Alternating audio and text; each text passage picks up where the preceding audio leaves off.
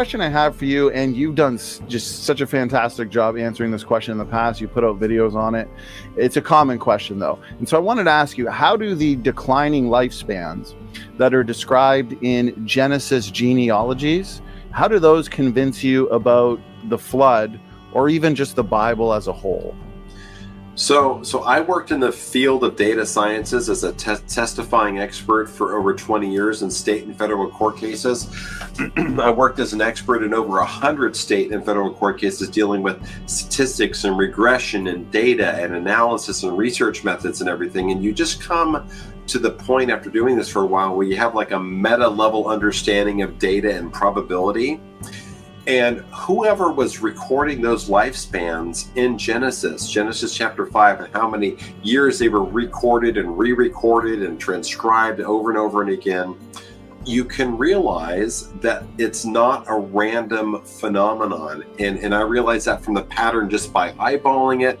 But my gosh, when you take those lifespans and you plot them out, 30 or 40 of them of the pre-flood patriarchs that lived an average of 912 years, then they start declining in their lifespans. Like Noah was 600 years when the flood hit. He lived 350 years afterwards. So he lived to be 950. His grandfather Methuselah lived to be 969. And then afterwards, after the flood, Shem, his son, lived to be 600. Several generations later, you have Peleg, lived 239 years old. We don't have anybody living that long. And then we've got Abraham living to be 175 and Moses living to be, 120. So you have what's called a curvilinear decline shape that's going on in these years. So without even getting into the data sciences part of it, which is profound in and of itself, you just have to look at this data and think, my gosh, we have dozens of years of the lifespans of these guys, and they don't fall off a cliff. They don't go from 912 years to all of a sudden 70 years like we see now, or 100 years or whatever. They don't fall off a cliff. They slope down over dozens and dozens of recorded lifespans. They go down from 600s to 500s to 400s, 300s, 200s, down into the 100s. You think, well, why on earth would these ancient Bible authors writing with quill pens, with hoodies on and firelight, with little candles and everything, writing on animal parchment, why would they write these declining lifespans? It wouldn't make any sense. No one would buy it. Everyone knows that people only live to be 100 years old or 90 years old. Why would they even write these I can imagine being a monk back in the day, getting the scroll I'm supposed to copy, going, what? 969 years, I'm not going to copy this. This is crazy myth, fairy tale stuff. But that's not the case. So they faithfully recorded it over a 2,900 year time span of when those Bible passages were recorded, over multiple generations, and no one changed the years. So that must mean that these guys believed that these years were real.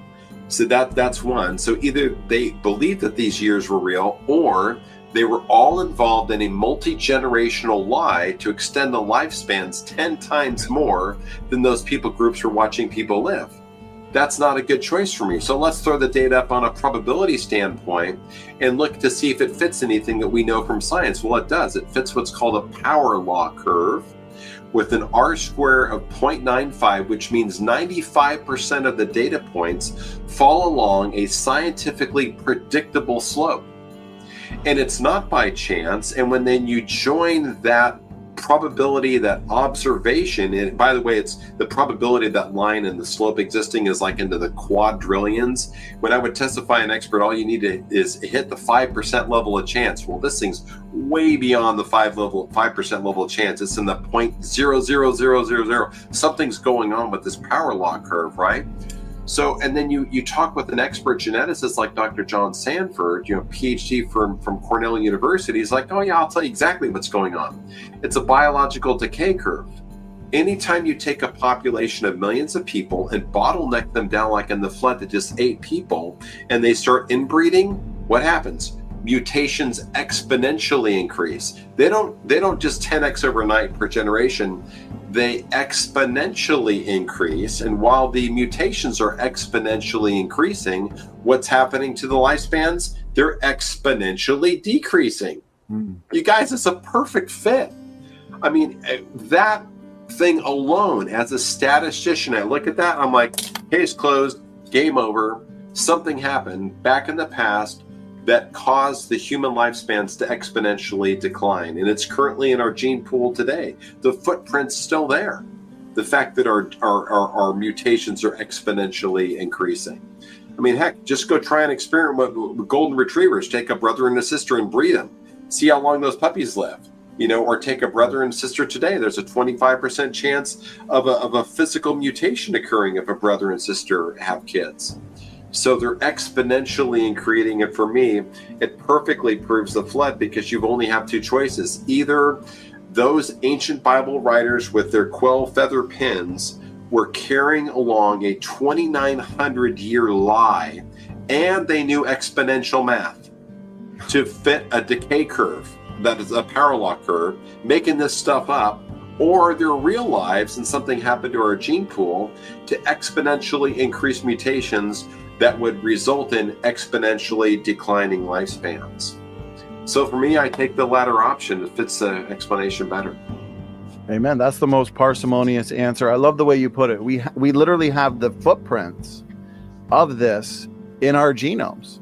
The mutation rate is high. Deleterious mutations are accumulating.